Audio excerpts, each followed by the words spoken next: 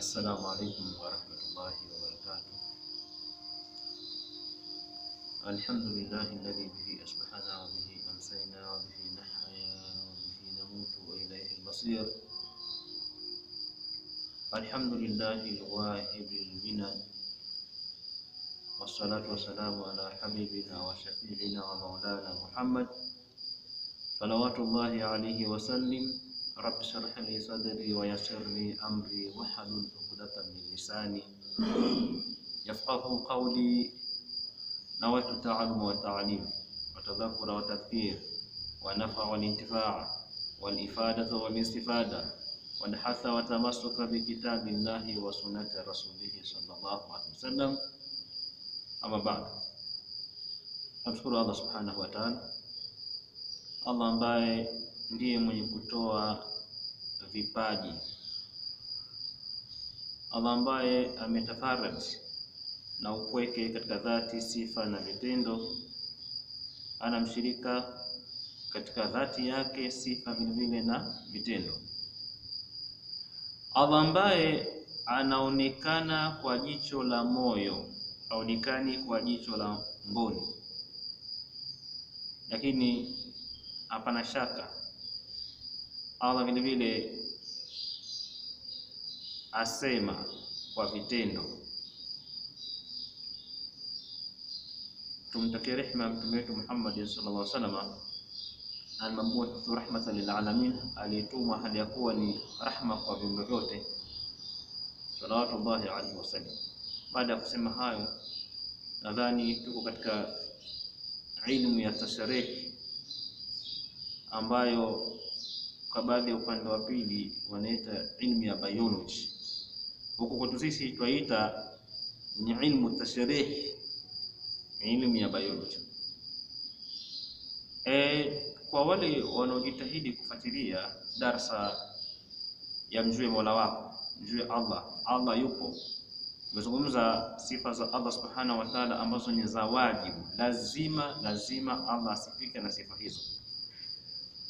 Ni sifa 20, moja ni sifa 20 za wajibu, 20 za muhali, moja jaiz. Lakini silsila yetu bado tuko katika kufafanua sifa ya kwanza ambayo ni sifa tu nafsia, uwepo Allah subhanahu wa ta'ala. Hapana shaka maumbile ya mwanadamu yanathibitisha kwamba Allah yupo. Hata wale wanaoabudu masanamu wanajua kuwa Mungu yupo, ila halina shaka. Tatizo linakuja kwamba Mungu yupo, alafu ana sifa gani? Anataka nini? Hataki nini? Na lakini huyo Mungu ambaye yupo ana sifa gani za wajibu, sifa gani za muhali, sifa gani za jaiz? Tatizo linakuja hapa. Lakini ukweli wa mambo kwamba kila mwanadamu mwenye akili timamu, Muislamu sio Muislamu, aliyesoma hakusoma, ndani ya moyo wake, moyo na msuta unamwambia moja kwa moja kwamba muumbaji wako yupo, japo unajifanya kuelewi. Tukirudi tu katika historia kidogo, wakati wa kabla ya kuja mtume wetu Muhammad sallallahu alaihi wasallam, Waarabu pale Maka walikuwa kiabudu masanamu. Na lakini hao walikuwa kiabudu masanamu, kuna ambao majina yao walikuwa wakiitwa ni kina Abdallah. Abdallah, tafasiri ya Abdallah katika lugha ya Kiswahili, abdun maana yake Abdallah ni ismaini murakabain, ni majina mawili yaliyopandanishwa, kila jina linajitegemea. Kwa hiyo abdu ni mtumwa, Allah ndiyo Allah mwenyewe ambaye tunamzungumza. Majina haya yalikuwapo kabla ya kuja mtume wetu Muhammad sallallahu alaihi wasallam. Kwa hiyo walipeana Waarabu kwamba mja wa Allah, walipeana majina haya. Sasa ikiwa kama walikuwa hawamjui Allah, haya majina walipata wapi? Ni dhahiri inaonyesha kwamba Allah walikuwa wakimjua, isipokuwa walikuwa wakimshirikisha, hawakumjua kwa sifa zake zote. Walijua Allah yupo, lakini kwa akili zao na itikadi zao finyu kwamba Allah hatoshi kuwakilia haja zao zote, ndio wakaleta miungu mingine, masanamu, ile miungu ije imsaidie huyo Allah. ndio walivyokuwa Waarabu. Kwa hiyo kifupi ni kwamba walitambua kwamba Allah yupo, lakini walimsifu kwa sifa pungufu. Kwa hilo ndio tatizo lilopo kwa walimwengu wengi. Wanajua Allah yupo, ila sasa wanamsifu kwa sifa pungufu, na somo la tauhidi sasa ndio linakuja kumweka wazi Allah kwa sifa kamilifu na kumtakasha Allah subhanahu wa ta'ala na sifa mbaya, sifa pungufu ambazo hastahiki Allah subhanahu wa ta'ala kusifiwa na sifa hizo. Na ndiyo somo hili la tauhidi tutakuja kuliweka wazi kwa Waislamu na kwa wasiokuwa Waislamu. Kwa wale waliofuatilia darasa iliyokuwa ya mwisho kwa kabla ya leo, tulizungumzia al-ajhiza, sekta au vitengo alivyovitengeneza Allah subhanahu wa ta'ala katika mwili wa mwanadamu. Viko vitengo vingi, na tuzungumzi vitengo hivi mutlaq, bali tunazungumza vitengo hivi kuwa ndiyo ushahidi, ndiyo dalili, ndiyo dalun ya madlulu. Kwa sababu samani kidogo, kuna kitu Waarabu wanasema kuna ad-dalun alafu kuna ad-dalilu. Ad-dalu ni ismu fa'ili, inakuja kuwezana wa fa'ilu. Ad-dalilu ni ismu fa'ili vile vile, inakuja kuwezana wa fa'ilu. Yote ina maana moja. Sasa kuna ad-dalu alafu na ad-dalilu kwa maana moja, lakini vile vile kuna al-madlulu. Kuna ad-dalu na madlulu, au ad-dalilu na madlulu. Naomba kidogo nifahamike vizuri katika misemo hii. Ina maana kubwa sana, japo ni ya Kiarabu, tafasiri tafafanua kwa kadri ya hali, ili kila mmoja ataelewa. Kwa nini leo nije na msemo wa ad-dalu wa madlulu?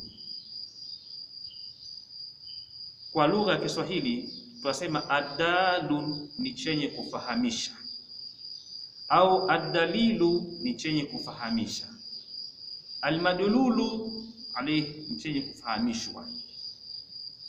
Lugha ya Kiswahili ni finyu, haifiti moja kwa moja katika matamko ya Kiarabu, lakini tu isieleweke kwa upande wa lugha ya Kiswahili, naomba nieleweke kwa maana kusudia nini katika kuleta maneno haya.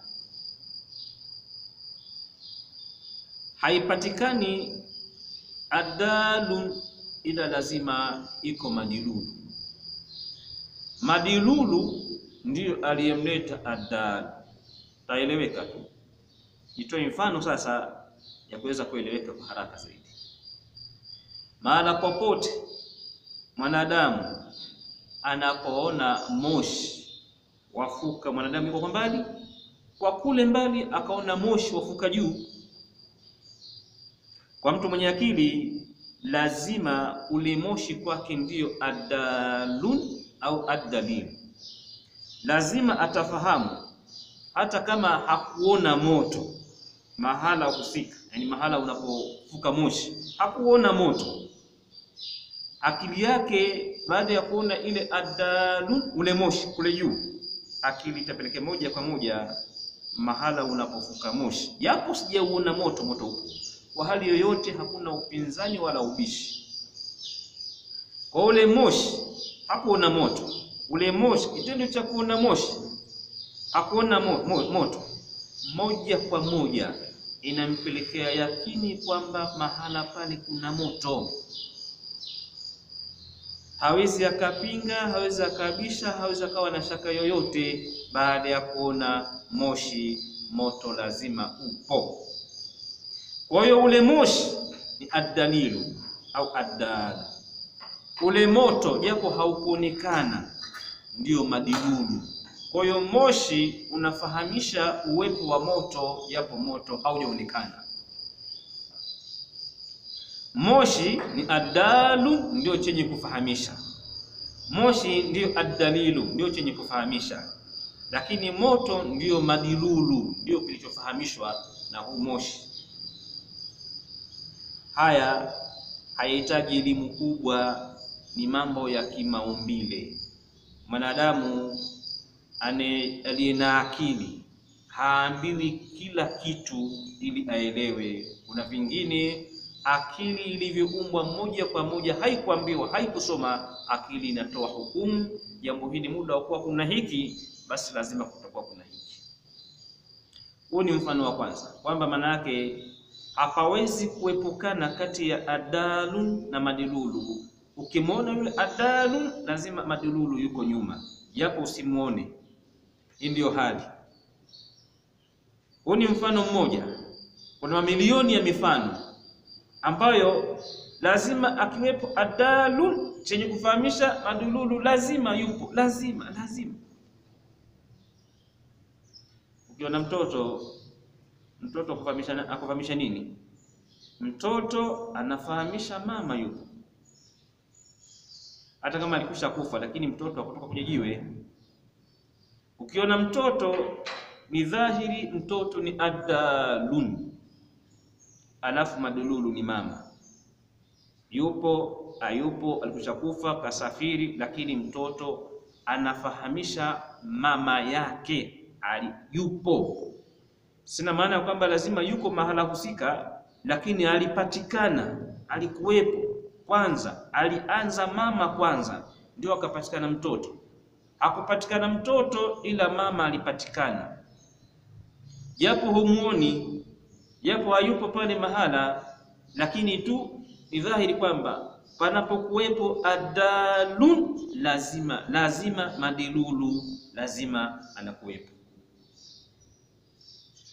Sasa viumbe vyote unavyoviona ni adalu au adalilu, alafu huyo alivipatisha hivyo viumbe ni madilulu.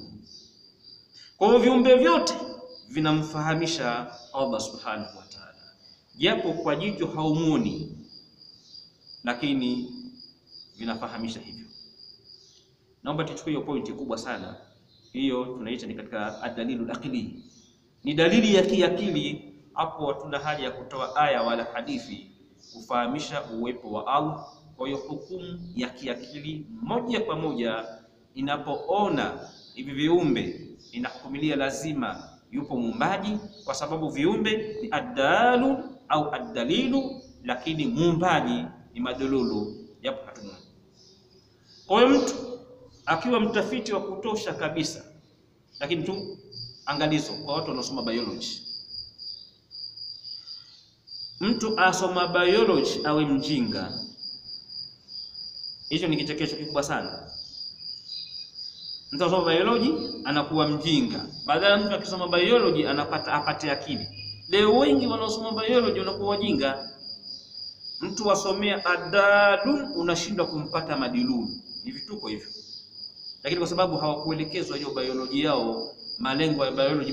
Mtu asoma biology awe daktari, anasoma mtu biology ili awe daktari, anasoma mtu biology ili kuvumbua kitu fulani anachokitafuta yeye, lakini ndani yake anakuwa kajingikiwa kumjua madilulu wa hicho adal. Hilo ndio tatizo la baadhi ya elimu za kisasa, zinakuwa hazimuelekezi mtu kwenye malengo. Lakini hasa biology imejaa ndani ya Qur'an, lakini malengo makubwa kabisa ya biology umpate madilulu, kwa sababu biology ni kusomea viumbe. Biology ni kusomea viumbe, ni ilmu tasrih, ni kusomea viumbe, kuvichambua mpaka ndani kabisa vile viumbe vya Allah subhanahu wa ta'ala. Lakini ukimaliza kuvichambua vile viumbe vya Allah subhanahu wa ta'ala, lazima utampata aliyevitengeneza, ambaye ndiyo madilulu.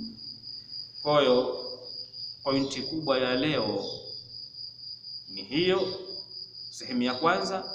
Lakini vile vile tutafanya sehemu ya pili. Sasa hiyo ilikuwa ni dondoa ya sehemu ya kwanza katika darasa ya tauhid, kumjua Allah subhanahu wa ta'ala, kuthibitisha kuwepo Allah subhanahu wa ta'ala. Lakini hatuthibitishi tu uwepo wake, bali tunamthibitishia sifa zingine ambazo sifa hizo viumbe hawana, au kama wanazo basi hazifanani na sifa za Allah subhanahu wa ta'ala. Kwa hiyo tuchukulie kwamba dalili zinazomfahamisha Allah yupo ni mamilioni, ni dalili ni mamilioni, yote yanafahamisha Allah subhanahu wa ta'ala yupo. Na dalili hizo pia si tu kwa zafahamisha Allah yupo, ni dalili vile vile za sifa zingine za Allah subhanahu wa ta'ala. Lakini darasa yetu zaidi tulikuwa tumekusudia kuzama katika mwili wa mwanadamu zaidi, kiasi tutakachojaliwa na Allah subhanahu wa ta'ala, kama alivyotuambia shairi, fandhur ila nafsika thumma antaqil lil alamin al-ulum thumma sufli tajid bihi sunna ambadia, kwamba chunguza umbile lako kwanza, alafu kimaliza nenda ulimwengu wa juu. Kwa hiyo inshallah kama Allah atatuwafikisha, tukimaliza au tukieleza kwa kadri ya elimu yetu, tutagura kutoka kwenye mwili wa mwanadamu tutakwenda kwenye ulimwengu wa juu ule, vile vile tukapate adalilu wadalu ala almadiluli, dalili nyingi ambazo zote zitafahamisha madilulu kuwepo kwa Allah subhanahu wa ta'ala. Lakini tunaanza kwa dalili ambayo ni nyepesi kabisa iendanayo na mazingira yetu. Hata mtu asiyekuwa na science na technology akijichunguza tu mwenyewe basi na kuwa na microscope na vyombo vya kwenda angani kule kutazama kuna sayari ngapi kule juu, hayo ni mambo ya juu zaidi, inahitaji elimu ya juu zaidi. Lakini mwanadamu kujichunguza mwenyewe tu, hata chakula chake anachokula, alafu baadaye kikabadilishwa kile chakula, umekula biliani, umekula nyama ya kuku, leo kinatoka kitu kibaya kabisa, huwezi kukaa nacho chumbani. Hiyo yote ni katika vitu vya mtu kuzingatia, kuweza kujua nani aliyetengeneza mtambo huu wa kuweza ukachanganya wali, ukachanganya nyama ya kuku, maharage, mchicha, ukachanganya vikorokoro vya ajabu ajabu, kinatoka kitu kimoja kilichofinyongwa, lakini kinakuwa ni kibaya kabisa, hata kukitizama harufu yake. Sasa yote hiyo ni kuonyesha kwamba Allah subhanahu wa ta'ala ni mjuzi, aliye hai, ana hikma na sifa nyingi kuweza kutengeneza mtambo si wa chuma, mtambo wa nyama, yani umbile lake ni nyama tu sana na mifupa, likaweza kubadilisha kitu kutoka katika hali fulani kwenda katika hali fulani. Hiyo ni mashine ambayo hakuna mwanadamu yoyote anayeweza kutengeneza mashine au mtambo kwa kutumia nyama. Akachukua vipande vya nyama akavipandanisha kama nilichukua spare za vyuma, wakapandanisha tamaki kutengeneza mtambo ukafanya kazi. Mwanadamu hawezi akachukua vipande vya nyama akavipandanisha kutengeneza mtambo ukafanya kazi tena zaidi kuliko mtambo wa chuma. Huyo ndio Allah subhanahu wa ta'ala. Tabarakallahu ahsanul khaliqin, ametakasika Mwenyezi Mungu bora wa kutengeneza.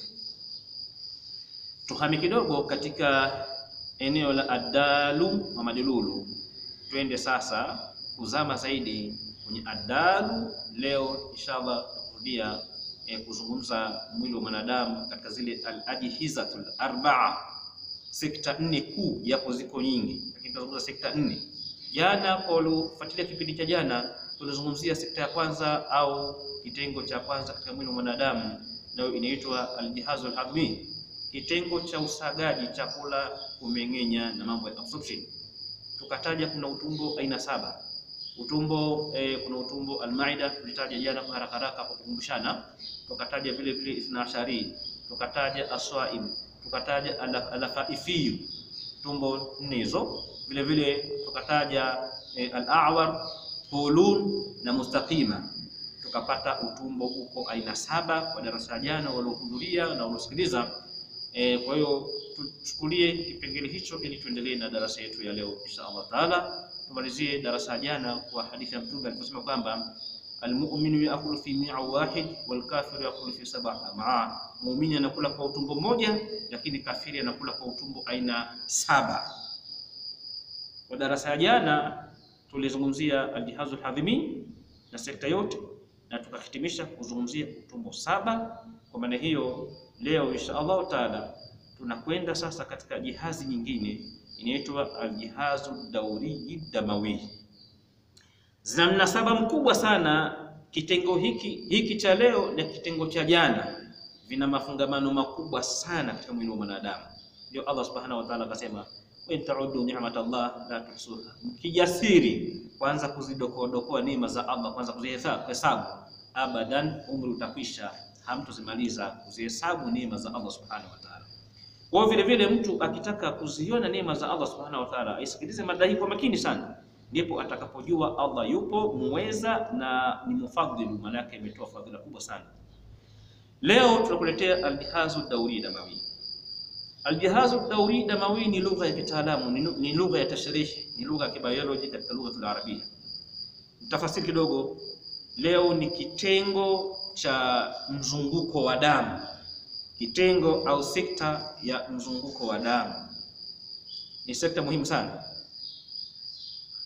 Yataalafu au yatarakabu aljihazu dawri damawi, inatengenezeka au inaungika au inakusanyikana hii sekta ya mzunguko wa damu min qalbi, kutokana na moyo, wal awiyatu sha'riya, na mishipa ya damu, alafu washarayin, na mishipa ya damu hii, alafu wal awrida, mishipa ya damu. Nimetafasiri mishipa ya damu kwa sababu lugha yetu ya Kiswahili ni finyu, haiwezi ikapambanua, lakini kwa lugha al-arabia kuna kitu tunasema asharayin.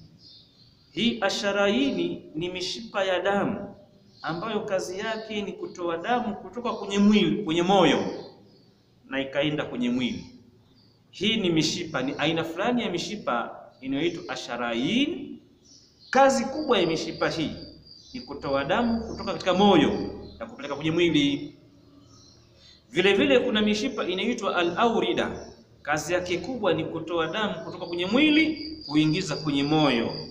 Lakini vile vile kuna awiyatu sha'riya. Hii mishipa midogo midogo kazi yake kuunganisha kati ya asharaini na al-awrida. Ni mishipa midogo midogo, na pale pale ndio panafanyika kazi ya tabdili al-ghazat, mabadiliko ya gesi ya oksijeni na carbon dioxide. Inapatikana mabadiliko hayo katika hiyo mishipa midogo midogo, inaitwa al-awiyatu sha'riya. Kwa hiyo Kiswahili tunasema ni mishipa, lakini kwa Kiarabu inatofautiana. Iko ni mingi sana mishipa. Paka kuna kitu kinaitwa ashirianati. Ashirianati ni mishipa midogo midogo sana ya damu ambayo ukitazama katika mwili wa mwanadamu, katika macho unakuta kuna baadhi ya watu macho yao yanakuwa mekundu. Katika macho kuna mishipa ya damu. Ni mishipa midogo midogo sana ambayo kazi yake kuleta damu kwenye macho. Ile ni mishipa inaitwa ashirianati. Lakini katika lugha ya Kiswahili hatuchangua nui na maana hatubagui. Kusema ni mishipa ya damu, ni mishipa ya damu tu basi. Hakuna mishipa ya damu ya aina hii, mishipa ya damu ya aina hii, hakuna katika lugha ya Kiswahili. Kwa ndio tunapata shida sana kusema mishipa ya damu kisha urudie mishipa ya damu, mishipa ya damu. Na katika mwili wa mwanadamu kuna vitu tofauti. Kuna baadhi ya watu ambao hawakusoma ilmu tashrihi hawajui. Kuna asab, alafu na kuna uruq. Asabu ni misuri, ambayo hiyo ni sekta nyingine kabisa, haitaalaki na sekta hii tunayozungumza. Al-asabu ni sekta inayotaalaki na al-jihazu al-asabi, ni sekta ya ubongo, na hiyo itakuja wakati mwingine insha Allah taala. Kwa hiyo kuna asabu, alafu na kuna uruq. Sasa darasa yetu leo tutazungumzia al-uruq, mishipa ya damu. Kwa hiyo kuna mishipa alafu na kuna misuri, ni vitu viwili tofauti na kazi ni tofauti. Hiyo ndio Allah subhanahu wa ta'ala. Kwa hiyo sekta tunayokusudia kuzungumzia leo ndio kama hivyo, imepandana moyo na mishipa ya damu. Allah subhanahu wa ta'ala ni hakimu. Katika mwili wa mwanadamu akatengeneza kiungo kinachoitwa alqalb, moyo. Akautengeneza moyo ala arba'ati hujurati, juu ya vyumba vinne. Moyo una vyumba vinne, Allah kautengeneza hivyo. Kwa hiyo moyo ni adalun, alafu Allah ndiyo madilun. Alitengeneza moyo akauwekea vyumba vinne. Ni nani? Au moyo ulijitengeneza wenyewe ukajipachika vyumba vinne? Kwa hiyo moyo ni adalun, madilulu ni Allah subhanahu wa ta'ala. Kwa hiyo moyo unafahamisha kuwepo kwa Allah subhanahu wa ta'ala. Maki ndio aliyotengeneza, akaweka vyumba vinne. Upande wa kuliani akaweka vyumba viwili, na upande wa kushotoni vile vile akaweka vyumba viwili. Upande wa juu wa moyo akaweka vyumba viwili, chini akaweka vyumba viwili. Vyumba viwili vya upande wa kulia vya moyo. Chumba cha juu kinaitwa al-udhainul ayman. Chumba cha kulia juu cha moyo kinaitwa al-udhainul ayman. Nini kazi ya chumba cha kwanza cha upande wa kulia cha juu cha moyo? Kazi yake kubwa, kwenye chumba hicho kuna mishipa miwili mikubwa, sio misuri, mishipa mikubwa. Mshipa wa kwanza unaitwa alwaridul ajwaful a'la, mshipa wa pili unaitwa alwaridul ajwafus sufla. Hii mishipa miwili hii ni mikubwa. Kazi yake ni kutoa damu iliyo na oxidil carbon, yani kuileta damu iliyozunguka katika mwili kachafuka, ikakusanya takataka, ikakusanya sumu na gesi mbaya ambayo kitaalamu tunaita oxidil carbon. Kwa hiyo ile damu inakuja hali ya kuwa nyeusi, imechafuka, inaletwa na hiyo mishipa miwili iliyoitaja mikubwa ya upande wa kulia ni juu kwenye moyo. Kwa hiyo ile damu kwanza itaingia kwenye chumba cha kwanza, itaripoti imeingia kwenye moyo. Sasa kutoka chumba hicho al-udhainul aymani, ambayo imeambatana na mishipa miwili mikubwa inayoleta damu mbaya chafu nyeusi, damu kutulia pale ikangoja ruhusa kuingia kwenye chumba cha pili, nacho kinaitwa al-butwainul aymani. Kati ya chumba cha kwanza na chumba cha pili kuna kitu kinaitwa swamama valve, swamama. Kwa ile swamama huwa ikafunguka mlango, ukaruhusu ile damu mbaya iliyoingia kwenye moyo kupitia mishipa miwili mikubwa niliyoitaja. Ile damu ikaingia kwa spidi kubwa kabisa kuingia kwenye chumba cha pili ambacho kinaitwa al-butwainul ayman. Ile al-butwainul ayman na yenyewe huwa ina kazi ya inqibadhi na istirkha, tafafanua inshallah. Inajikamua chumba cha pili kuisukuma ile damu ipite katika asharaini, mishipa ya kutoa damu kwenye moyo. Huko damu imeingia kwenye alwaridul ajwaful a'la, alwaridul ajwafus sufla. Tukafahamu kwamba mshipa ukiitwa alwaridu ni ule unaoingiza damu kutoka kwenye mwili kuja kwenye moyo, mshipa huo unaitwa alwaridu. Tumeiona mishipa miwili mikubwa hii imeingiza damu katika chumba cha kwanza. Damu ikaruhusiwa kwenda chumba cha pili kinachoitwa al-butwainul aymani. Sasa inasukumwa kwa spidi kubwa sana damu hii chafu nyeusi iliyojaa oksidi karboni kupita katikati ya moyo kupitia aswamamu ya pili kuingia katika asharayanu ariawiya. Mishipa minne iko juu ya moyo, miwili iko upande wa kuliani mwa moyo nyuma ya moyo, na miwili iko upande wa kushoto mwa moyo nyuma ya moyo.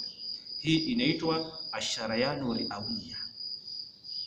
Ile damu iliyosukumwa na chumba cha pili kinachoitwa al-udhainul aymani, damu chafu iliyojaa oksidi karboni na sumu, inapita katikati ya moyo kutokezea kwenye mishipa minne ambayo inaitwa asharayanu riawiya, miwili kuliani, miwili kushotoni. Hii miwili ya kuliani inakwenda kwenye mapafu ya kulia, na hii miwili ya kushotoni inakwenda vile vile kwenye mapafu ya kushoto. Hii damu chafu inakwenda kule kwenye mapafu.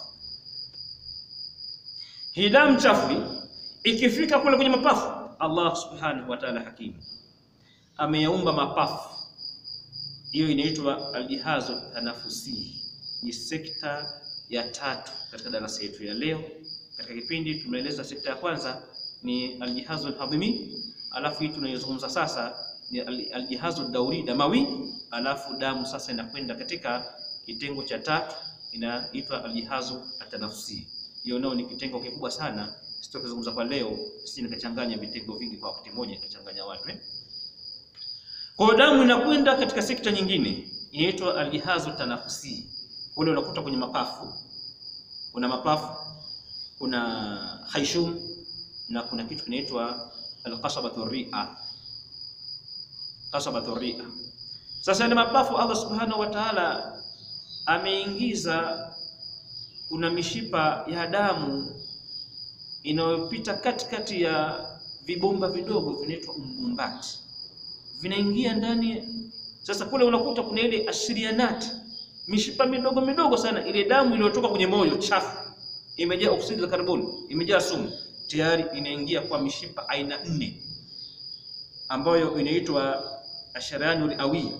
Ile damu inaingia kwenye mapafu. Nisifafanue sana katika kitengo hicho kwa sababu leo sio muda wake leo. Inshallah Mungu akituwafikisha wakati mwingine tutafafanua kitengo hiki kinaitwa aljihazu tanafusi. Asa damu, kifupi, damu ikifika kule panafanyika kazi mbili. Ile damu imefika kwenye mapafu kule, imetoka kwenye moyo. Sasa imefika kwenye mapafu. Ikifika kule damu ikiwa ni chafu, imejaa takataka, panafanyika kazi inaitwa tardi ghazi thani oksidul karbon wa imtisasi oksijeni. Ndio kazi inayofanyika. Ni kazi ya kutupa carbon dioxide na kufyonza oksijeni. Ile carbon dioxide iliyokuja na ile damu chafu ilitoka kwenye moyo kule, ile damu inakuwa ni chafu, imebadilika rangi, imekuwa nyeusi, haifai tena, mpaka ije kwenye mapafu isafishwe, itolewe ile uchafu carbon dioxide. Alafu ile damu wakati ilipokuja ilikuwa haina oksijeni, ilikuwa imesheheni carbon dioxide. Kwa hiyo inakuja kwenye mapafu kwa ajili ya kutolewa tarde ghazi thani oksidi al-karbon, kutoa carbon dioxide wa imtisasi oksijeni na kufyonza oksijeni. Baada ya tukio hilo damu hugeuka kuwa nyekundu nzuri safi, imetoa takataka, imefyonza oksijeni. Lakini kidogo nizungumze hapa kabla siwezi kufafanua leo aljihazu tanafsia, nizungumze tu kazi hii kidogo. Tubone Allah subhanahu wa ta'ala al-hakim. Kazi hii ya tardi ghazi thani oksidi al-karbon wa imtisas oksijeni sehemu kubwa inafanyika na msaada wa madini al-hadidi na madini ya chuma. Madini ya chuma ndio yanayotoa msaada mkubwa zaidi wa kazi ya tardi ghazi thani oksidi al-karbon wa imtisas oksijeni, kutoa carbon dioxide na kufyonza oksijeni. Madini ya chuma yanafanya kazi kubwa sana kusaidia zoezi hili. Wakati mwanadamu kalala, apumua, atoa carbon dioxide, afyonza oksijeni, atoa carbon dioxide, afyonza oksijeni, ajigeuza huku, afanya mambo. Allah subhanahu wa ta'ala ni'amuhu la tuhsa, neema zake hadhibitiwi. Kwa Muislamu na kwa asiye kwa Muislamu, kwa kiumbe yoyote anemtukana Mungu, anemfanyia ukorofi, anemuasi, Allah kamwezesha mapafu yake yanafanya kazi ya tardi ghazi thani oksidi al-karbon wa imtisas oksijeni. Hajali umtukane, hajali fanyavyo, atakuwezesha tu.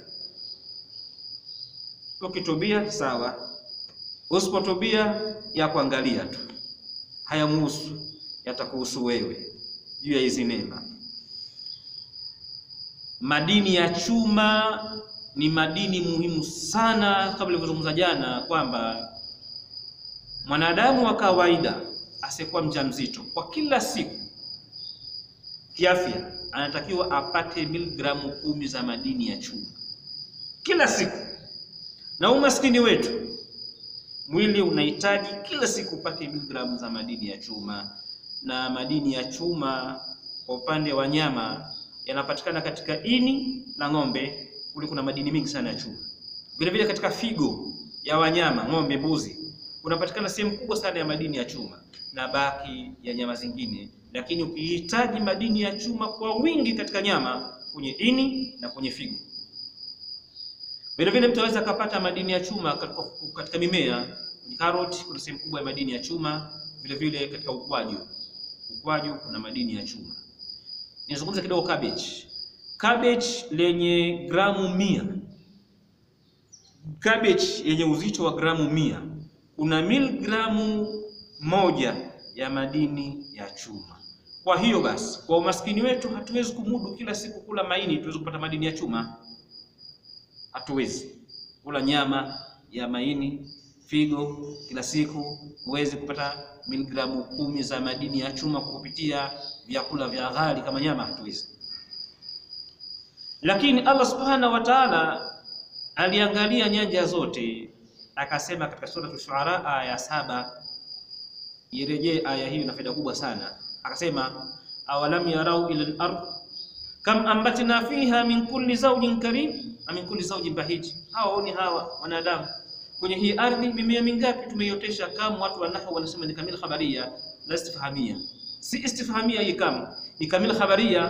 Kwa hiyo Allah haulizi katika hii kam, anaeleza, haulizi, anasema ni mimea mingi sana tumeiotesha kwenye ardhi, min kulli zawjin karim. Ile karimin wamefasiri wanazuoni dhu manafi'in kathir, mimea yenye faida nyingi sana.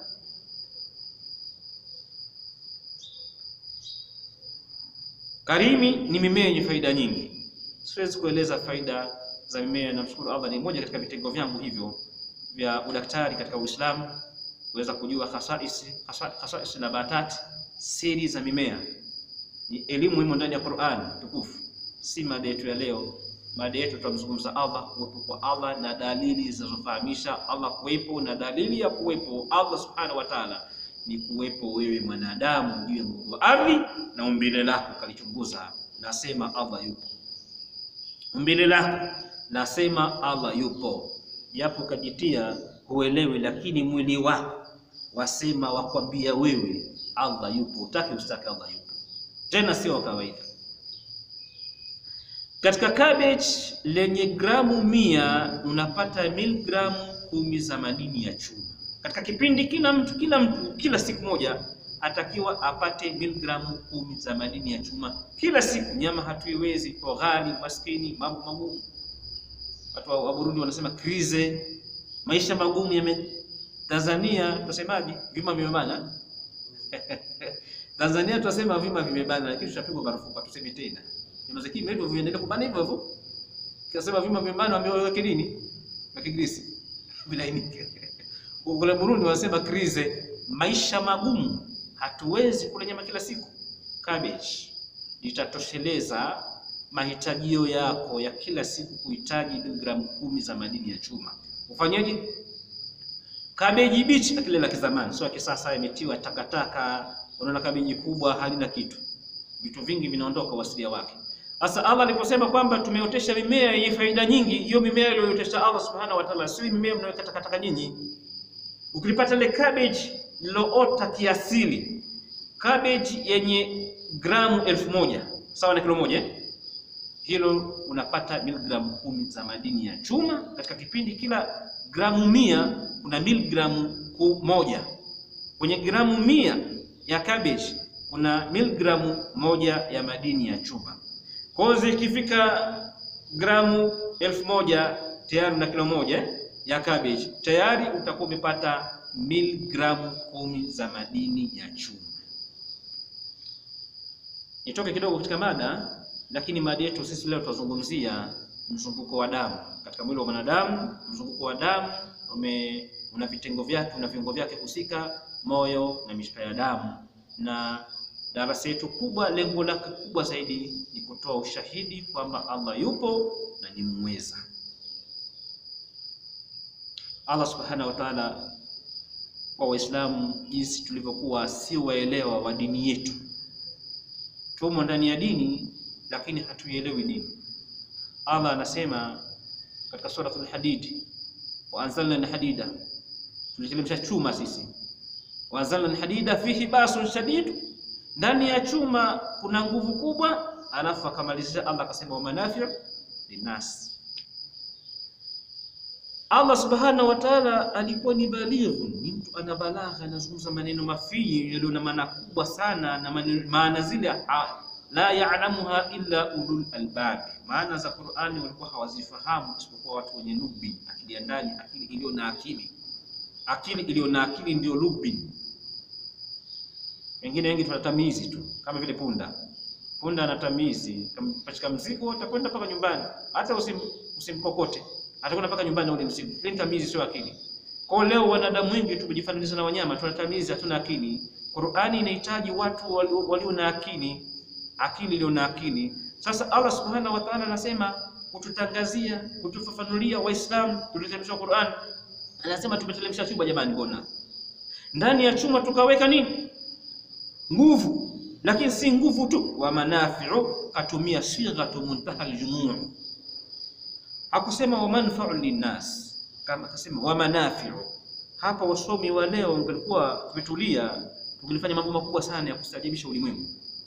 Allah kathibitisha ndani ya chuma kuna manafi'u, tena kwa watu wote, si kwa Waislamu peke yake, kwa watu wote. Wa manafi'u linnasi, lao manufaa yale ya chuma Allah angeyahusisha kwa Waislamu tu, makafiri wengi wangekufa, wasingenufaika na nini? Na madini ya chuma. Asa madini ya chuma kuna manafi'u ya chuma, kuna manafi'u dakhili na manafi'u khariji.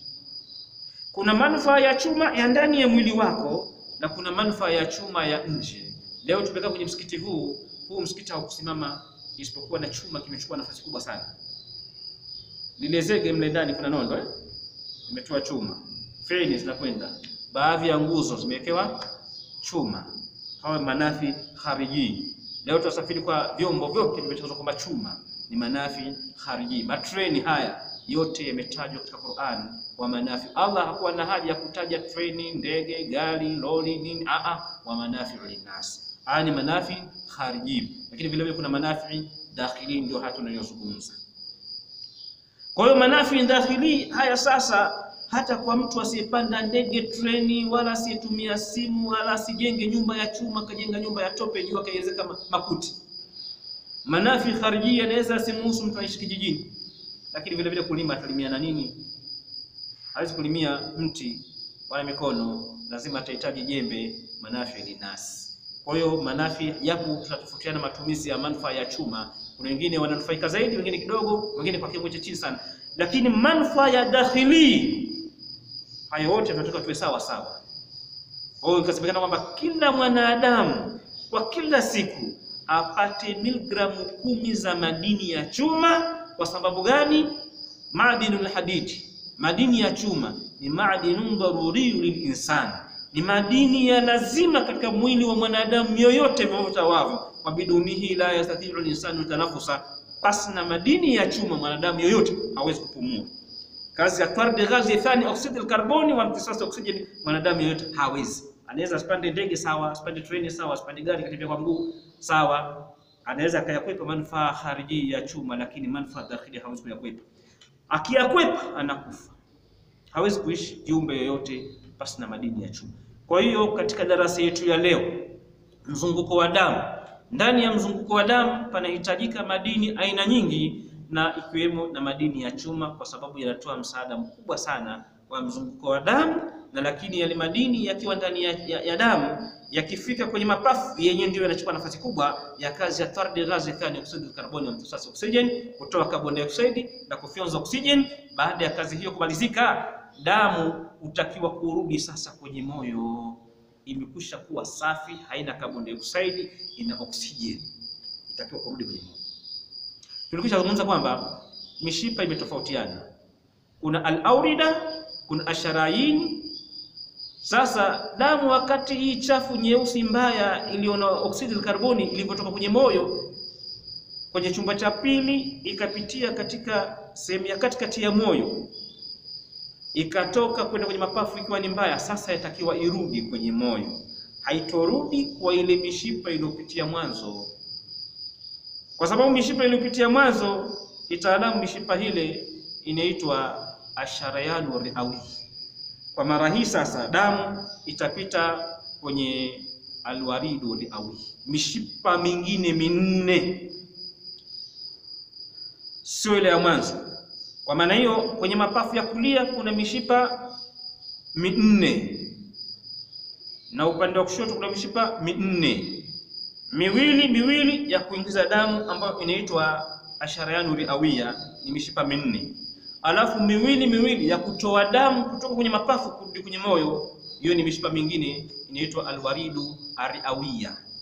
Kwa mishipa hii itaitoa damu sasa kwa mara nyingine kutoka kwenye mapafu hadi kwa damu imesheheni oksijeni safi, imerudi katika wekundu wake wa asili. Damu itarudi tena mpaka itakutana kwenye mshipa mmoja mkubwa wa damu, itaingia katika moyo hadi kwa ni safi.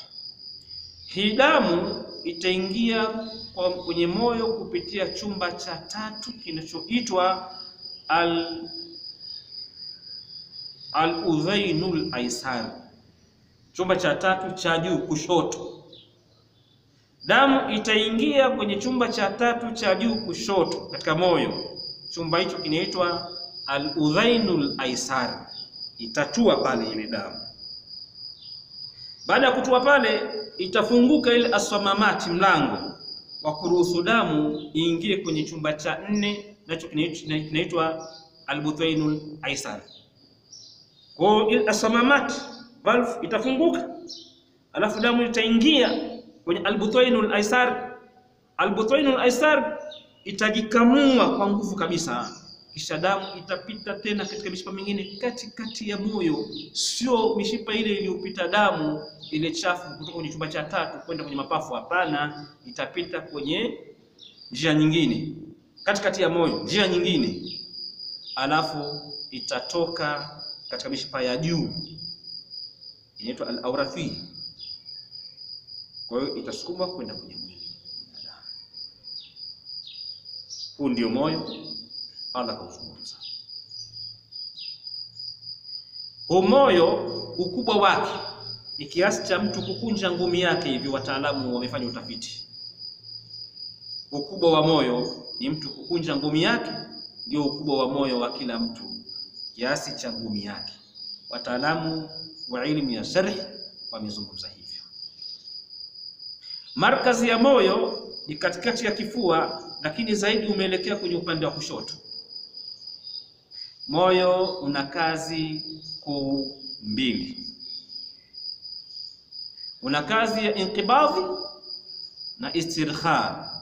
Inqibadhi, istirkha. Inqibadhi, istirkha. Nini faida ya kazi hizi? Tatafasiri. Manake moyo wao ukafanya kazi ya kujiminya. Kitendo cha kujiminya, wakati huo huo mmoja damu safi ilikwisha ingia katika al-butwainul aimani, damu chafu ilikwisha ingia katika chumba cha pili kinachoitwa al-butwainul aimani, na damu safi tayari ilikwisha ingia katika chumba cha 4 al-butwainul aisari. Kwa wakati mmoja, kwa kipindi hicho hicho, moyo unakuwa umekusanya damu aina mbili pasi na kuchanganyikana. Damu safi katika chumba cha pili kinachoitwa damu chafu katika chumba cha pili kinachoitwa al-butwainul aimani ilikwisha jaa damu chafu imetoka kwenye mwili. Lakini vile vile wakati huo huo kuna damu safi imetoka kwenye mapafu imekwisha ingia kwenye chumba cha 4 al-butwainul aisar. Kwa hiyo kwa wakati mmoja damu safi na chafu iko kwenye moyo, lakini kuna hajiz, kuna barzakh, kama vile alivyosema Allah subhanahu wa ta'ala katika zile bahari zilizoko huko nje, marajal bahrain yaltaqiyan bainahuma barzakhun la yabghiyan. Na kwenye moyo akafanya hivyo hivyo, ameweka barzakh, damu chafu, damu safi, la yabghiyan. Hakuna damu chafu kuingia kwenye damu safi, hakuna damu safi kuingia kwenye damu chafu. Allahu akbar. Huyo ndio Allah. Huyo ndio Allah subhanahu wa ta'ala. Kwa elimu hii, kwa mwana biology wajifunza nini? Hapa sisi twapata kuna adalu. Huyu dalu lazima, hata kama hatumuoni madululu, lakini lazima tukubali madululu yuko. Huu moyo huu aliyoutengeneza vyumba 4, akaweka hajizi, damu chafu yaishie huku wala hichanganyikani, yatoka hapa inapita hapa, na hii damu safi yaingia hapa, yatoka hapa yapita huku, hazichanganyikani. Alitengeneza hajiz, alafu vile vile akauseti moyo, akauwasha, ukaanza kazi. Kazi hii sasa ni kama vile pampu. Moyo unapofanya kazi ya inkibadh, una pampu, unaipampu damu safi inayotoka kwenye mapafu kule, ikajaa oksijeni, haina oksidi na carbon, inasukumwa kwa spidi kubwa ile damu iende katika mwili wa mwanadamu ikafanye kilichoagizwa na Mola wake. Hii damu chafu na yenyewe pia imetoka kwenye mwili wa mwanadamu, imeshakusanya takataka nyingi, imekuja kuripoti kwenye moyo na kuomba ruhusa iende kwenye mapafu kwa ajili ya kusafishwa kwa mara nyingine. Kwa hiyo moyo unapofanya kazi ya inkibadh unatoa ruhusa mbili. Unatoa ruhusa ya damu safi kutoka kwenye mapafu kwenda kwenye moyo, na unatoa ruhusa ya damu chafu iliyotoka kwenye moyo, iliyotoka kwenye mwili kwenda kwenye mapafu kwa ajili ya kusafishwa. Kwa hiyo moyo unajiminya namna hiyo, ile inaitwa ni inkibadh. Damu inafyatuka safi na chafu yote inatoka kwenye moyo. Alafu kisha moyo unafanya kazi ya istirha, unalegea. Kitendo cha kulegea unatoa ruhusa, unakaribisha tena kwa mara nyingine damu chafu upande wa kushoto ingie kwenye albuthainul aymani, na damu safi inakwenda kusafisha kwenye mapafu itoke, inaruhusiwa ingie kwenye albuthainul aysar. Huyo ndio Allah subhanahu wa ta'ala. Huo ni mtambo. Kwa hiyo tumekushaona kwamba hii damu chafu inaporuhusiwa kutoka kwenye moyo inakwenda kwenye mapafu, kule ni kwa malengo makuu ya kusafishwa, kazi ya tardi gazi ya oksidi karboni inasafishwa hiyo, alafu inarudi kwenye moyo kwa mara nyingine. Sasa ikirudi kwenye moyo inaruhusiwa kwenda kuzunguka katika mwili wa mwanadamu. Tunarudi katika ile jihazi ya kwanza tulizozungumza jana. Ile jihazi ya kwanza tulizozungumza jana, moyo lazima, damu lazima ipite kwenye ini, na ini kazi yake, katika kazi zake nani? Ni kutengeneza damu, na damu inatengenezwa kwenye ini. Sasa kwenye ini mwanadamu anapokuwa amekula kile chakula pakafanyika kazi ya al-hadhimu wal imtisasi, mambo ya absorption, chakula kikayayushwa, chakula kikafanywa rojo, pakatenganishwa madini, protini na vitamini. Ule mshipa unaitwa albab, huyakusanya madini na protini na vitamini, yakabakishwa yale makapi, vikachukuliwa hizi al-aghadhiya zikapelekwa kwenye ini, kule zikaingia katika mfumo wa damu, damu ikavikusanya, ikaanza kuvisambaza kama treni ibebe mizigo kutoka Dar es Salaam, ile mizigo isambazwe katika nchi nzima ya Tanzania. Basi treni itabeba ile mizigo, itaondoka, itafika Dodoma, itaacha mizigo, itafika Tabora, itaacha mizigo, Itigi itaacha mizigo, Shinyanga itaacha mizigo, Mwanza itaacha mizigo, alafu inarudi empty kuchukua mizigo mingine. Na damu ni hivyo hivyo. Tayari damu inapotoka kwenye mapafu kule inakuwa ina oxygen tayari, hicho ni kitu inatakiwa iende ikakisambaze katika mwili wa mwanadamu. Mwili wa mwanadamu anahitaji hewa safi, oxygen. Vile vile mwili wa mwanadamu anatakiwa usambaziwe protini mwili wote, madini mwili wote, vitamini mwili wote. Damu inafanya kazi ya kusambaza mwili wote. Kwa hiyo damu ina kazi mbili. Ina kazi ya kuweka protini, madini, vitamini. Kila mahali inafika inaweka. Hiyo ni kazi ya kwanza. Lakini hii damu inapozunguka katika mwili wa mwanadamu ina kazi nyingine ya kuokota, kama vile sumaku, inanasa vitu vibaya, inanasa mpaka damu inakuwa imemaliza majukumu iliyopewa na Allah Subhanahu wa Ta'ala ya kuweka ilivyokusudia iviweke na kuchukua ilivyokusudia ivichukue, alafu inarudi tena kwenye moyo kwa ajili ya kupewa ruhusa ya kwenda kujipanga upya na zoezi la usambazaji na uokotaji taka. Huyo ndio Allah Subhanahu wa Ta'ala. Ndani ya moyo mnapita vitu vingi sana kitaalamu.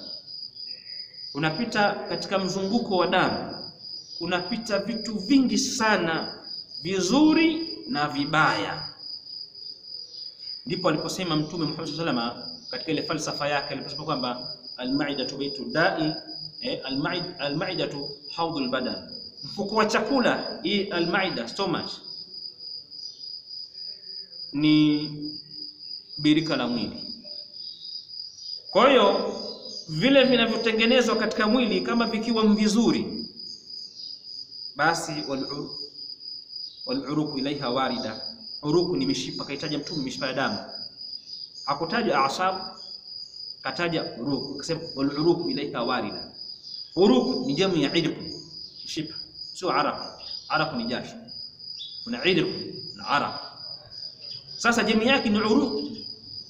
Akasema Mtume, al-ma'idatu hawdul badan, mfuko wa chakula huu, tumbo ile la kwanza ile, karsh ni birika la mwili, maana yake mwili ndio unakunywa kwenye ile birika. Wal-uruqu ilaiha warida, ile mishipa ya damu inakunywa kutoka katika mfuko wa chakula. Sasa basi, fa idha sahhat al-ma'idatu, hii al-ma'ida, tumbo linapokuwa liko sahihi, hakuna bakteria, hakuna sumu, bali kuna protein, madini, vitamin, ndio sahhat al-ma'ida, sadarat al-uruq bisiha. Basi kuchukua, kufyonza, unyonya ile mishipa ya damu, kufyonza ile siha, protein, madini, vitamin.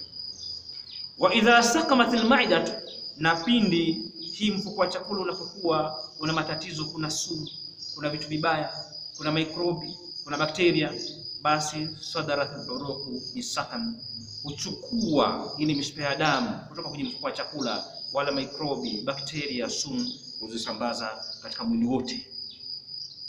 Kwa hiyo takataka za katika mwili zaweza kusambaa mwili wote. Ndio maana Mtume, mwana falsafa mkubwa sana, akasema al-ma'idatu baytud dam. Hii ni falsafa kubwa sana. Mfuko wa chakula hapa, hii ni sambamba na darasa yetu ya leo. Tunazungumza al-jihazu dauri damawi, kitengo cha mzunguko wa damu. Katika baadhi ya athari zake, faida zake na athari zake, faida za mzunguko wa damu ni kuweza kufanya mwili wa mwanadamu uweze kupata huduma za kupata vitamin, protein, madini. Mwili wa mwanadamu wote una mahitaji hayo. Yatafikaje? Protein zitafikaje kwenye mguu ndo kwenye kidole kidogo cha mguuni kule, zitafikaje protein? Kwa mzunguko wa damu. Madini, protein, vitamini zinasambazwa katika mwili wote kwa mzunguko wa damu. Kwa hiyo mwanadamu anaweza kufanya harakati zake zote kwa mzunguko wa damu, na kwa kitendo cha moyo kufanya kazi yake ya inkibadhi na istirkhal wakati wote. Moyo unafanya kazi wakati wote ili mzunguko wa damu uwe ni daima sarmadan, uwe siku zote, ila inqita'i hayati al-insan, ila inqita'i hayati al-insan, mpaka katika uhai wa mwanadamu. Pale moyo ndiyo basi tena haufanyi kazi na damu inasimama na zile huduma zote zinasimama. Wa idha waqafat al-burha wa idha waqafa al-qalbu burhatan waqafat al-mawadatu fil jasad wa inqata'at al-hayat. Moyo ukisimama, ukistop kidogo, tuna zile harakati yake ya inkibadhi na istirkha, ukasimama kidogo tukastop, basi mzunguko wa damu ukasimama na zile takataka zote zitasimama, zitabakia katika mwili. Wa inqata'at al-hayat, uhai wa mwanadamu unaishia pale pale.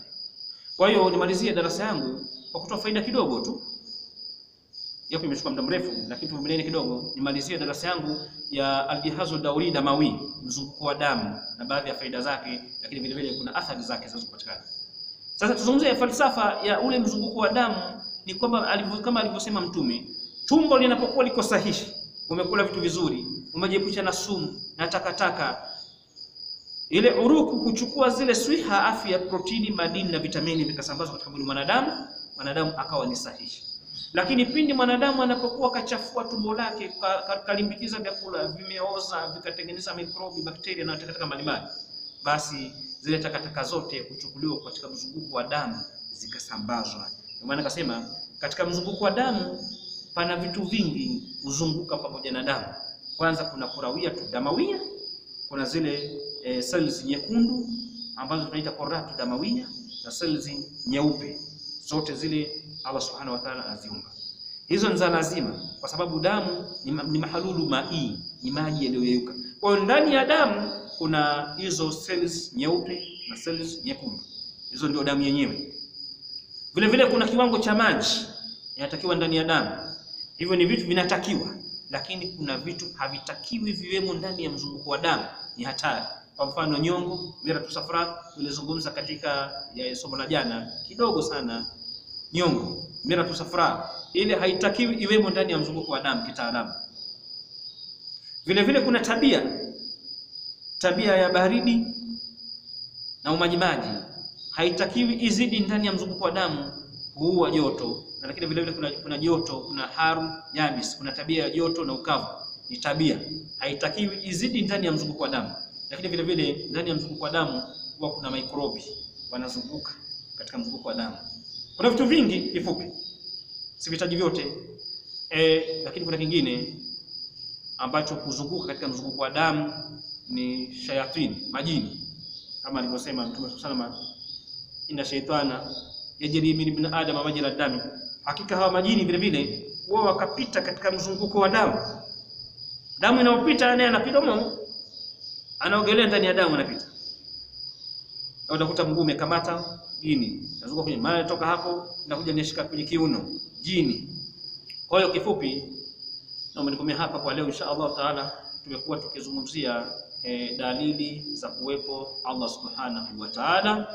Kwa leo tulikuwa tukizungumzia mzunguko wa damu, sekta ya mzunguko wa damu katika zile sekta 4 kuu, japo ziko nyingi. Tulizungumzia sekta ya kwanza aljihazul hadami, tukazungumza sekta ya pili aljihazul dawri damawi, lakini yote haya si lolote si chochote bali tuthibitisha sifa ya kwanza katika sifa 20 za wajibu, na hiyo sifa ya kwanza ni al-wujud, ni kuwepo Allah subhanahu wa ta'ala. Kwa hiyo tunasema Allah subhanahu wa ta'ala hapana shaka kabisa umemuona kumuona, umemjua kumjua, lakini moyo wako na umbile lako ni dalilun au ni adalun, ni chenye kufahamisha juu ya madululu. Kwa hiyo mwili wako, umbile lako, sekta mbalimbali katika mwili wako zote ni dalun, zinafahamisha juu ya Allah subhanahu wa ta'ala, nini almadululu. Kwa leo inshallah tukomea hapa. Assalamu alaikum warahmatullahi wabarakatuh, wabillahi tawfiq.